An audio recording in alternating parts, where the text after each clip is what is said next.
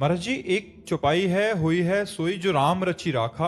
महाराज जी, इस पंक्ति के भरोसे सब कुछ भगवान पर छोड़ देना चाहिए या खुद भी कुछ प्रयास करना चाहिए? ये कब चौपाई है? आगे पीछे की बात पढ़ो। भगवान शंकर ने भगवान श्री राम जी को देखा कि हे खग, हे मृग, हे मधुकर श्रेणी, तुम देखी सीता मृग नैनी, ऐसा विलाप कर रहे हैं। हा सीते, हा सीते, हे खग, हे मृग, हे वृक्षावलियो, तुमने हमारी सीता को देखा है क्या? तो भगवान शंकर की दृष्टि पड़ी तो जय सच्चिदानंद परम धाम प्रभु की जय हो। तो सती जी के मन में प्रश्न खड़ा हो गया। भगवान की सगुण लीला बड़ी विचित्र है। या देवी सर्वभूतेषु बुद्धि रूपेण संस्थिता, नमस्तस्यै नमस्तस्यै नमस्तस्यै नमो नमः। जो देवी सबकी बुद्धि के रूप में विराजमान है, आज उन्हीं की बुद्धि काम नहीं कर रही।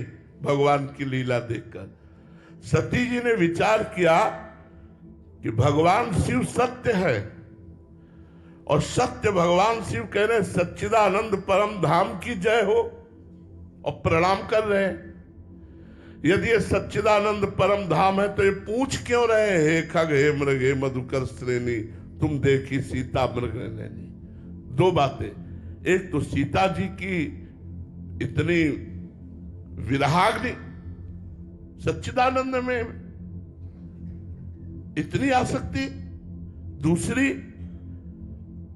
कि ये खग मृग पशु पंछियों से पूछ रहे हैं, सर्वज्ञ नहीं है, क्योंकि सच्चिदानंद तत्व तो सर्वज्ञ होता है। इनको पता होना चाहिए सीता कहां है। यदि ये राजकुमार है तो भगवान शिव ने इन्हें सच्चिदानंद कहा, और यदि सच्चिदानंद है तो ये खग मृग पशु पंछियों से क्यों पूछ रहे? अस संशय मन भयो अपारा, बड़ा संशय हो गया। भगवान शंकर ने देखा सती के मन में संशय है, तो भगवान शंकर ने बताया, मुनि धीर जोगी सिद्ध संतत विमल मन जे ध्यावहि। बड़े बड़े सिद्ध मुनिजन जिनका ध्यान करते, ये भगवान श्री राम नर लीला कर रहे हैं, इसलिए ऐसा पूछ रहे। लेकिन सती जी की समझ में नहीं आया। बार बार वही प्रश्न इनके अंदर खड़ा। यदि राजकुमार है तो भगवान शिव ने क्यों प्रणाम किया सच्चिदानंद कह के? यदि सच्चिदानंद है तो फिर ये खग मृग पशु पंछियों से क्यों पूछ रहे? बहुत प्रकार से समझाया। जब देखा कि इनके मन का संशय ही नहीं जा रहा, तब कहा, जो तुम्हारे मन अति संदेहु तो किन जाय परीक्षा ले हो। अगर तुम्हारे मन में बहुत संदेह है तो तुम परीक्षा ले लो जाकर के, सच्चिदानंद प्रभु है। सती जी परीक्षा के लिए चल पड़ी। जब परीक्षा के लिए चल पड़ी, पूरा भगवान शिव ने उपाय करके देख लिया संशय निवृत्ति के लिए, और नहीं रुकी और परीक्षा के लिए चल पड़ी। तब कहा, होई सोई जो राम रचि राखा, को करी तर्क बढ़ावे साका, अस कही जपन लगे हरिलावा, सती गई जहां प्रभु सुख धामा। तो ये चौपाई हमें क्या सिखाती है कि पहले हम पूरा प्रयास कर ले।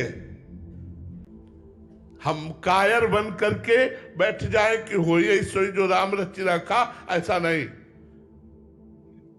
पूरा प्रयास कर ले, इसके बाद फल की तरफ जब हमारी दृष्टि जाए तब होई सोई जो राम रचि रखा, वही होगा जो भगवान ने रच रखा है। इसमें कायरता नहीं आनी चाहिए कि हम हाथ पे हाथ रखे बैठे हो कह रहे होई सोई जो राम रचि रखा।